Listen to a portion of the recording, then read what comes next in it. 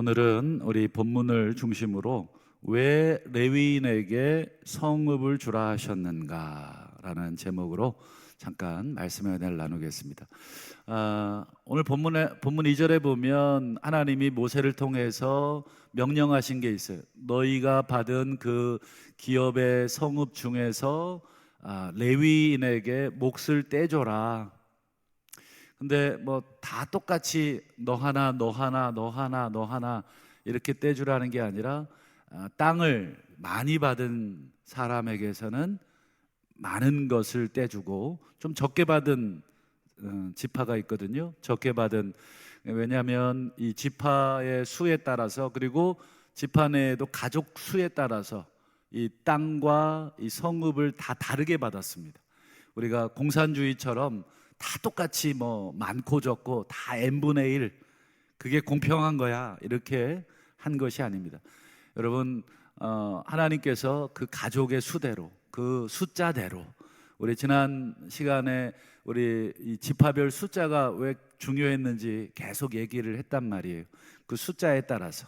그래서 많이 받은 사람은 레위인들에게 많은 성읍을 줘야 하고, 적게 받은 사람은 적게 줘라. 그래서 이제 요 원리를 사도 바울이 나중에 고린도서에서 헌금에 적용을 합니다. 맞죠? 많이 받은 자에게 많이, 그 다음에 적게 받은 자에겐 적게. 그래서 하나님께서 기쁨으로 그렇게 드리도록 이제 레위인들에게 어쨌든 이 성읍을 줘라. 왜 그렇게 하셨을까? 여러분, 이스라엘이 지금 아직은 받지 않았지만 앞으로 들어가서 받게 될 그 땅, 그리고 그 성읍은 전부 어떤 땅이고 어떤 성읍이라고 말씀을 드렸냐면 선물, 기억나시나요? 가나안 땅은 어떤 땅이었습니까? 제일 첫 번째 선물입니다. 하나님의 선물로서의 땅이에요. 근데 내가 뭔가를 해서, 내가 잘해서 그 땅을 얻은 것도 아니고 성읍을 얻은 것도 아닙니다. 그냥 하나님이 선물로 주신 것입니다. 여러분, 하나님께서 선물로 주신 이 땅이라서 처음에 받을 때는 너무너무 감사하죠. 그런데 일단 받고 나면 어때요? 마음이 바뀌는 게 사람입니다. 여러분, 우리 그런 부모님은 안 계시고 그런 자식은 없어야 되겠지만, 정말 유산을 자식에게 상속하기 전까지는 자식이 뭐 얼마나 잘하는지 몰라요. 막 뭐 어머니 아버지 어디 편찮으신 데 없냐 그러고 주물러 드리고 뭐 그 난리를 피우다가, 아이고 그래 너한테 얼마 다 상속을 하고 나니까 어때요? 너무 서운하시죠? 잘 안 돌아보는 것 같고. 우리 가운데 그런 분들이 없어야 되겠지만, 저 밖에서는 간혹 그런 분들이 있다고 해요. 이게 화장실 들어갈 때 마음과 또 나올 때 마음 다르다, 이런 말처럼 여러분, 선물로 하나님이 그 땅을, 그리고 성읍을 내가 뭐 노력하지도 않은 그걸 받을 때는 너무 감사하죠. 그런데 그 받은 것 중에 레위인들에게 떼주려고 하니까 어때요? 아깝죠. 이거 왜 줘야 되나? 주실 땐 언제고 또 다시 내놓으라고 하시니 참 이거 아깝기 짝이 없죠. 그래서 여러분, 실제로 하나님이 이렇게 레위인들에게 주라 이렇게 말씀하셨는데, 이 말씀을 이스라엘 역사를 보면 잘 안 지켜요.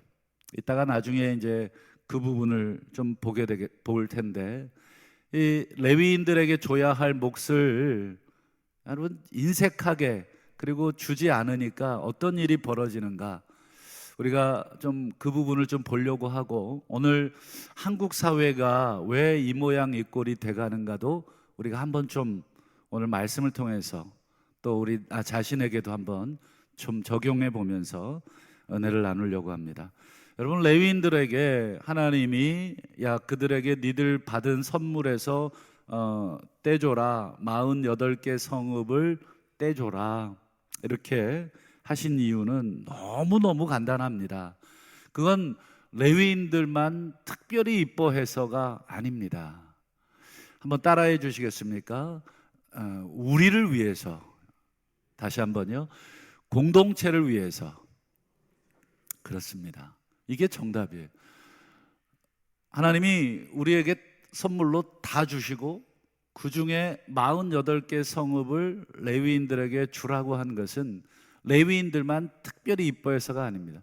여러분, 레위인들은 아시는 것처럼 땅을 기업으로 받았나요? 받지 않았죠. 성읍은요? 성읍도 받지 않았습니다. 그러니 아무것도 없는 존재인데, 그럼 그들은 누구에게서 받아요? 그렇죠. 하나님에게서 받는 거예요. 이스라엘 백성이 하나님께 드린 것을 하나님이 그들의 몫으로 챙겨주신 것입니다. 그래서 오늘 거제물과 11조를 제외하고 오늘은 성읍과 들판인데, 그 성읍과 들판 48개를 구별해서 그거 레위인 주라고 하신 이유는 바로 레위인 때문이 아니라 우리 모두를 위해서, 공동체 전체를 위해서 그렇게 하라는 것입니다. 여러분, 레위인들이 땅도 기업으로 못 받고 각 지파별로 흩어집니다. 각 지파들 사이사이로 레위인들은 다 어떻습니까? 흩어져서 살아요.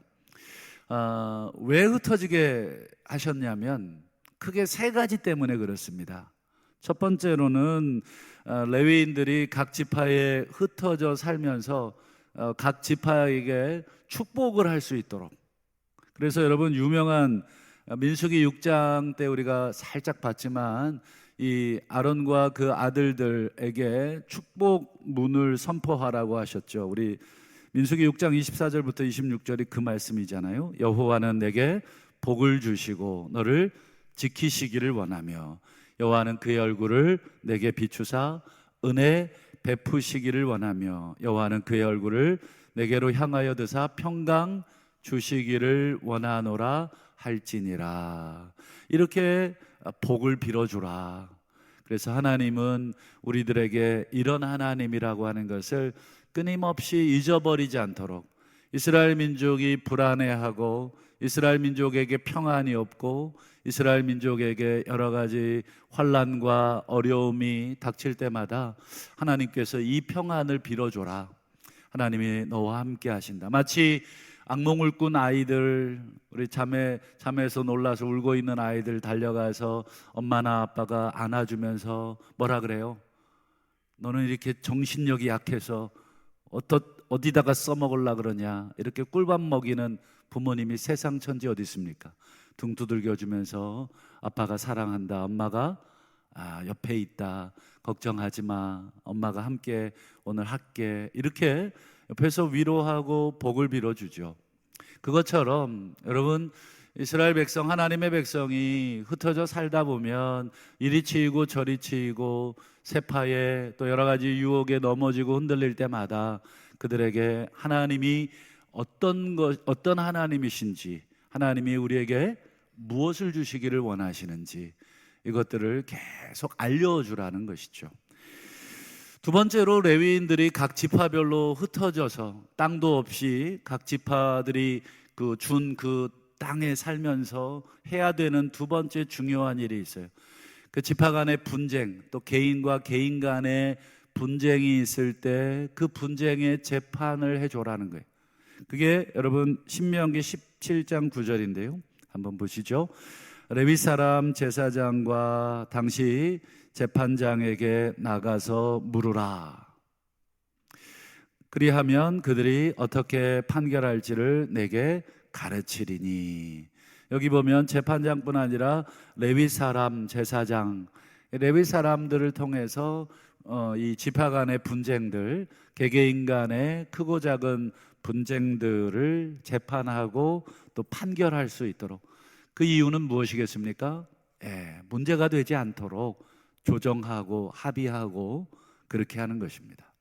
그게 레위인들의 하나님께서 기업을 주지 않고 각 지파에게 흩어져 살도록 하신 두 번째 이유가 되겠습니다. 그럼 여러분, 세 번째 마지막 이유는 뭘까? 그것은 우리 신명기 17장 18절을 보시면 그가 왕 위에 오르거든, 왕에 대한 얘기인데, 그 율법서의 등사본을 레위 사람 제사장 앞에서 책에 기록하여 평생의 왕이 이 통치할 때 하나님의 율법을 주야로 묵상할 수 있도록, 그래서 하나님의 뜻을 늘 놓치지 않고 하나님의 정신을 놓치지 않고 다스리도록, 그래서 그 옆에 반드시 누가 있어야 되냐면 자기 마음대로 성경을 쓰지 않도록, 자기 마음대로 성경을 읽지 않도록 옆에 레위 사람 앞에서 그렇게 해야 됩니다. 레위 사람들은 그러니까 하나님의 말씀을 가르치고 그대로 지킬 수 있도록 도와주는 역할, 그 역할을 하는 것입니다. 여러분, 정리해 보면 이렇습니다. 하나님이 레위 지파에게 기업을 따로 주지 않아요. 땅을 따로 주지 않아요. 그리고 각 지파별로 각 사람들 사이에 그들의 성읍에 흩어져서, 그들이 주는 성읍에 흩어져서 뭐 좀 심하게 표현하면 새들어 살게 합니다. 그렇게 하신 이유가 뭐예요?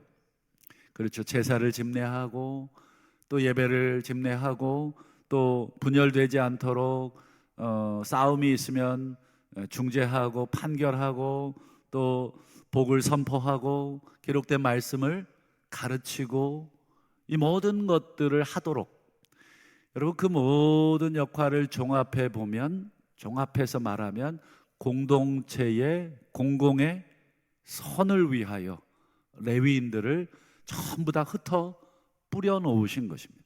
그래서 여러분, 레위인들이 들어가는 곳마다 뭐예요? 공동체 안에 문제가 없을 수는 없지만 그 문제들이 진정되고 또 불안과 염려 속에 있는 백성들에게 평안을 빌어주고 기도해주고 함께 예배하고 함께 하나님을 찬양할 수 있도록 해주고, 그러면 어떻습니까? 우리 공동체가 선순환이 되는 것입니다.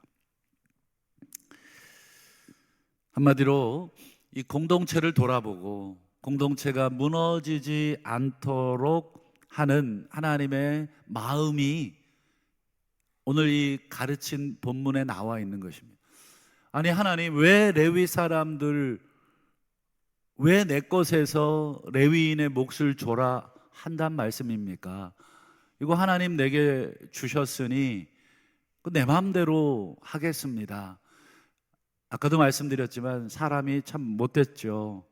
받을 때는 은혜요, 선물이요, 이 모든 게 하나님의 것이라고 말은 하지만 한번 주머니에 들어가면 어떻습니까? 다 내 것이거든요. 아깝습니다. 내놓질 않아요. 아주 인색해지기 딱 좋죠. 아마 우리도 그렇습니다.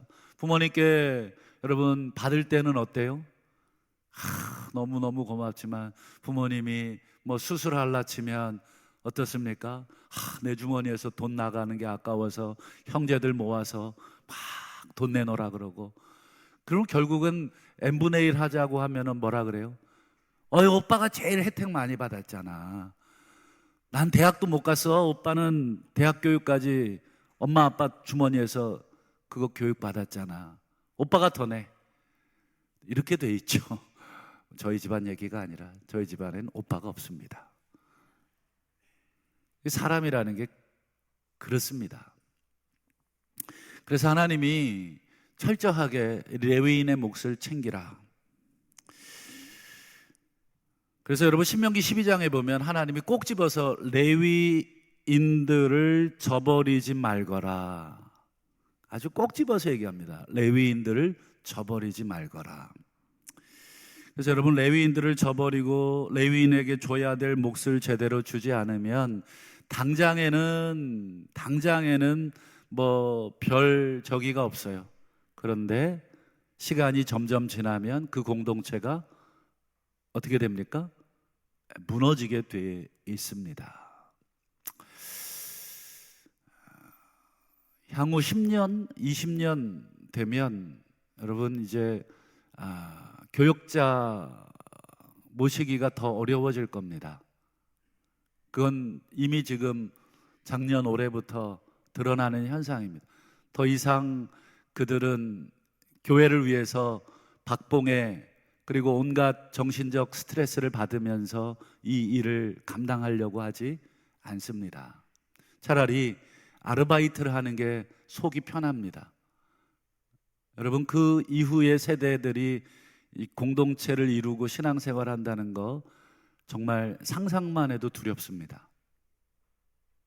지금 유럽교회처럼 돼갈 날이 멀지 않았다. 유럽교회는 그래도 2000년이나 걸려서 무너졌지만 지금은 우리 한국교회는 불과 130, 40년 만에 이 현상들이 일어나고 있어요.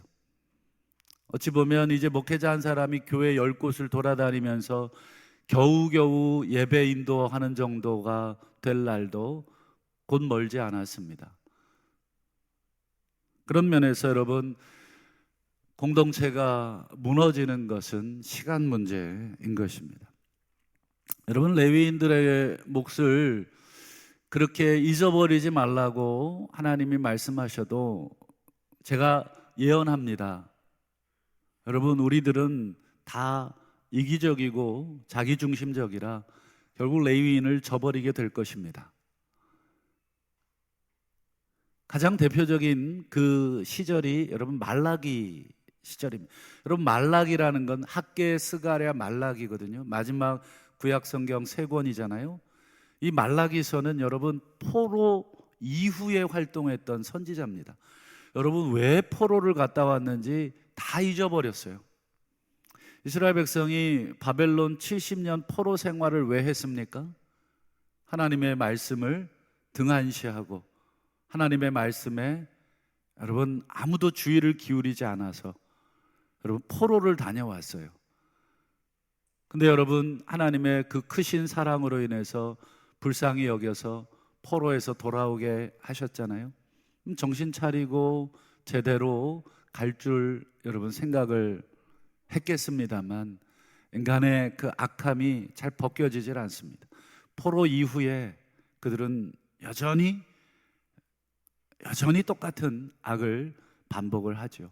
그래서 말라기서에 보면 레위인에게 주어야 할 몫을 제대로 주지 않았습니다. 그 결과 어떻게 됐을까요? 레위인들은 땅도 성읍도 기업으로 받지 못했어요. 근데 그 몫을 오늘 본문에 레위인들에게 줘라 분명하게 하나님 말씀하셨는데 그 몫을 안 줘요. 여러분, 레위인들 사명감 하나 가지고 버티라고 할 수 있습니까? 여러분들 같으면 버티실 수 있겠습니까? 절대 못 버팁니다. 가족이 있고 자녀들이 있고 목숨이 있는데 여러분, 사명감 하나 가지고 여러분 레위인으로서의 그 일을 감당하라, 아무것도 주지 않는데 얼마나 버틸 수 있을까요? 버티는 사람이 있겠죠. 그러나 대다수는 전부 떠나게 돼 있습니다.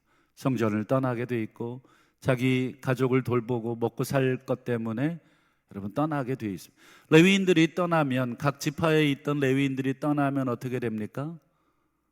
아까 말씀드린 것처럼 축복하고 예배하고 제사하고 판결하고 말씀을 가르치고 이런 모든 기능들이 레위인들의 기능인데 그 모든 기능들이 정지됩니다. 그런 말씀이 떠나는 공동체가 되면 만인의 만인을 위한 투쟁이 되지 않습니까? 그거밖에 남지 않습니다. 서로 날카로워지고 서로 싸우고 그 원한을 풀지를 않아요. 그 감정을 누가 중재해 주지도 않습니다. 그러니 여러분, 이 공동체가 그게 지옥입니다. 지옥. 그것에 대해서 하나님이 뭐라고 질타를 하셨냐면 이렇게 질타합니다. 사람이 어찌 하나님의 것을 도둑질하겠느냐, 이는 곧 11조와 봉헌물이라. 11조와 봉헌물은 성읍 포함하여 레위인의 몫으로 하나님이 떼어주라고 떼어놓으라고 하신 그것이고, 그것은 레위인의 몫이라고 말하지 않고 하나님의 것이라고 하나님이 직접 밝히시면서 그거 왜 도둑질하느냐. 여러분, 레위인의 몫을 도둑질하고 하나님의 몫을 도둑질하니 레위인이 다 흩어졌어요. 그뿐 아닙니다. 이어지는 말라기 3장 9절에 보면 너희 곧 온 나라가 나의 것을 도둑질하였으므로 너희가 저주를 받았느니라. 너희 공동체에 내가 저주를 내리기 시작을 했다.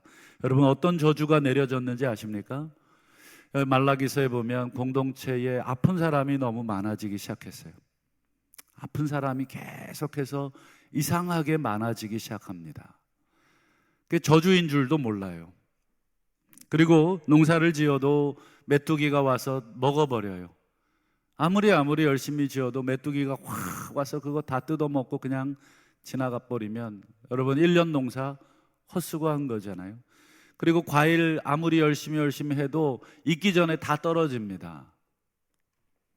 그런 저주가 이스라엘 사회에 계속, 한마디로 지금으로 말하면 경제적 그리고 육체적 지금 질병들이 계속해서 일어나고 있는 것이죠. 그러면서 하나님이 그 상황에서 이스라엘 백성에게 한 가지를 촉구합니다. 그게 무엇이냐면 그 유명한 여러분 이 11조 말씀 말라기 3장 10절인데요. 만군의 여호와가 이르노라 너희의 온전한 11조를 창고에 들여 나의 집에 양식이 있게 하라. 나의 집에 양식이 있게 하라. 그 양식은 너희 공동체를 위해서 내가 구별하여 세운 그들의 몫이다. 그들의 몫을 너희들이 줘야 한다. 그것으로 나를 시험하여 내가 하늘 문을 열고 너희에게 복을 쌓을 곳이 없도록 붙지 아니하는가 보라. 이것이 하나님이 말씀하신 것이었습니다. 너희가 다시 공동체를 세우는 일, 더 정확하게 말하면 레위인의 몫을, 더 정확하게 말하면 나의 것을, 내가 명한 나의 것을 드리기 시작하면 내가 재앙을 거두고 질병을 고칠 것이다.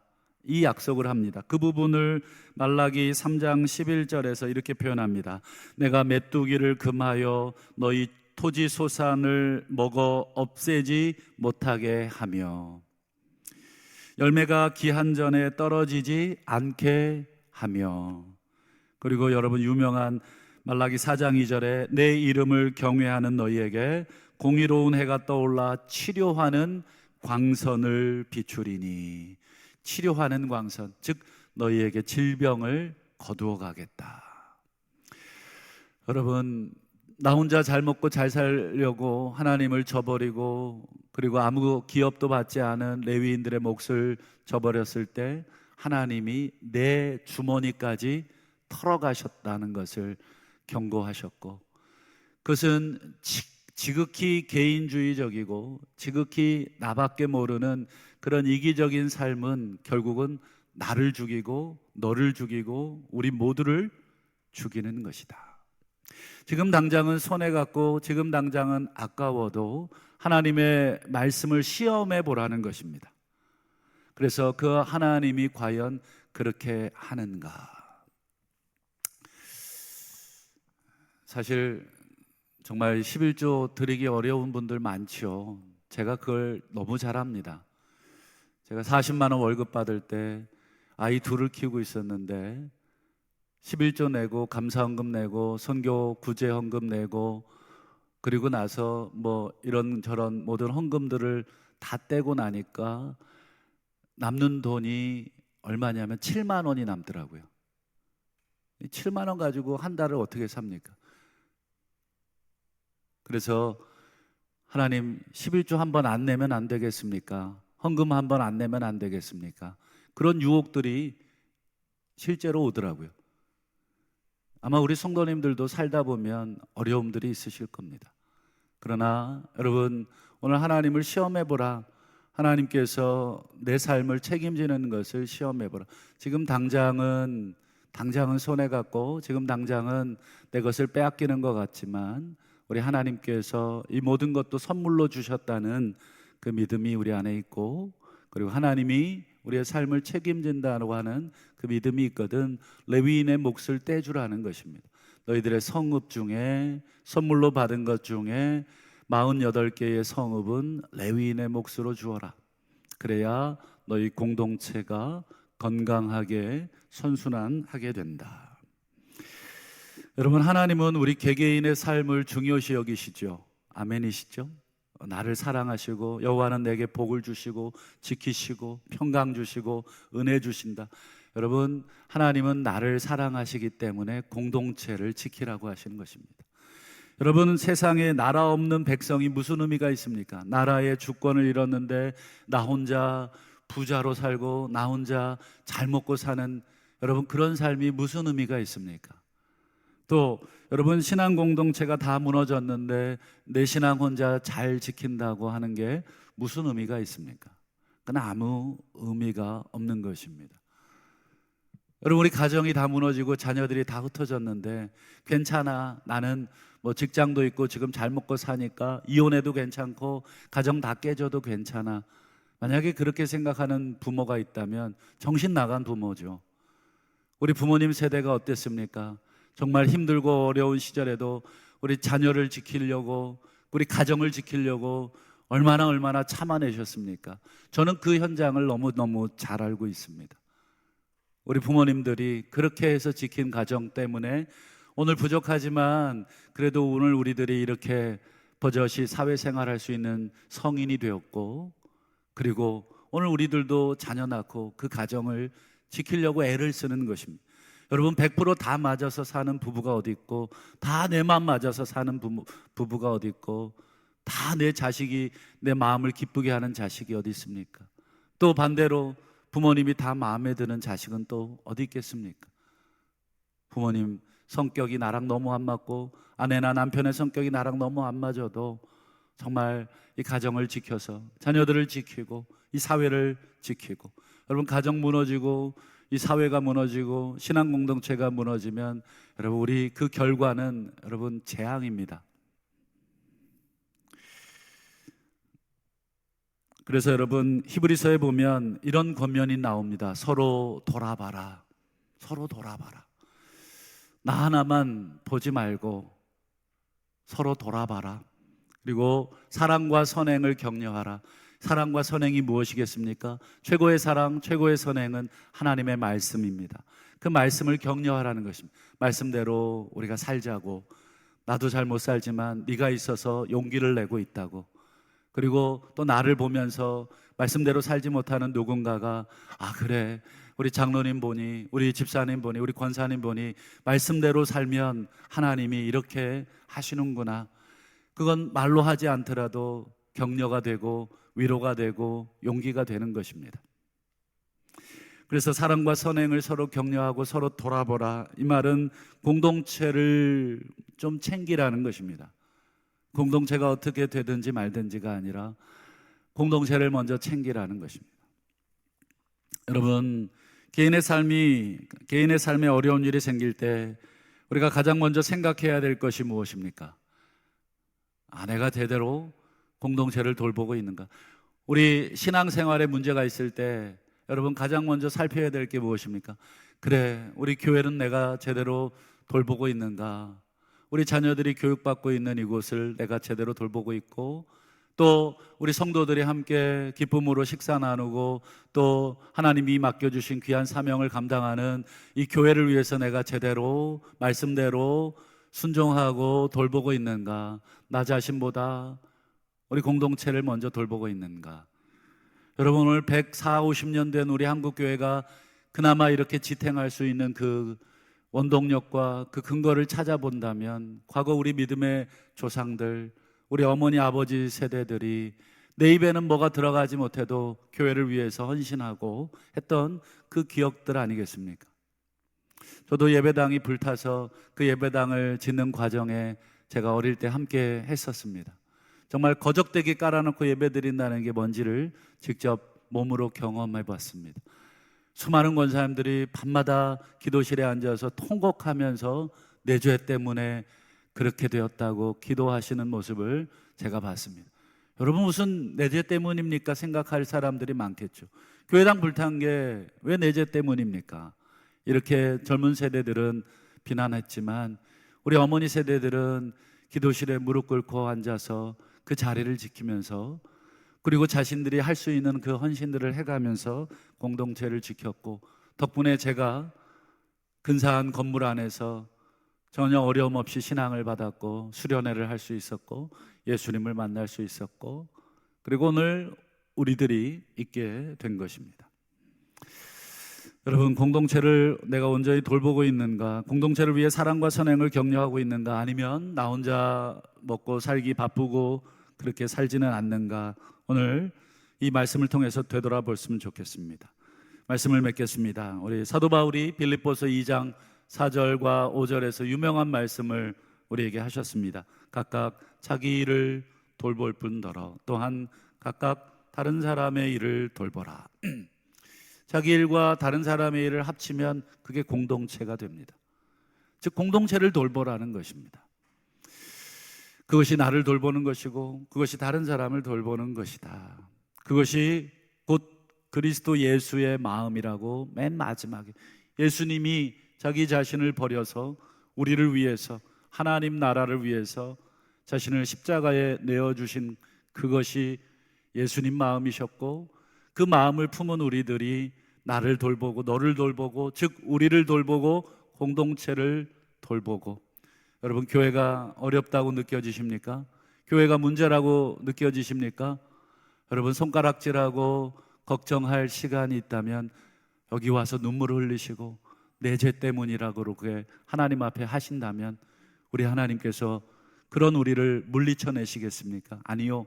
그런 사람들의 눈물과 기도와 헌신으로 다시금 하나님께서 우리 한국 교회와 사회에 소망을 주실 줄로 믿고, 다시 한번 오늘 왜 레위인에게 내 성읍을 떼줍니까? 라고 하기 전에 하나님, 우리를 위해서, 우리 모두가 하나님의 은혜 안에 가기 위해서 이 공동체를 돌아보라고 하신 줄을 믿고 순종하며 우리가 평생 교회를 위해 다시 한번 수고했던 우리 믿음의 선진들처럼 오늘 우리도 그렇게 우리 자녀들에게 이 신앙을 물려주시는 우리 복된 우리 모두가 되실 수 있기를 주님의 이름으로 축원합니다.